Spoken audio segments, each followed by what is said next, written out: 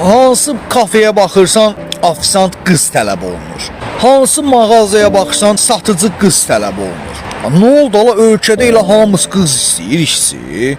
O kişiyə çörək verər də, oğlanları götürün də işə. O qədər qızları işə götürürsünüz ki, qızların maaşı, qızların pulu qalxıb limitə, kişilərin maaşına baxırsan, heç nə yoxdur maaşları. 500-600 maaş, qız 1000 manat maaş alır, kişiyə pis baxır. Belə bomba oğlansan, kişiyə iş ver də.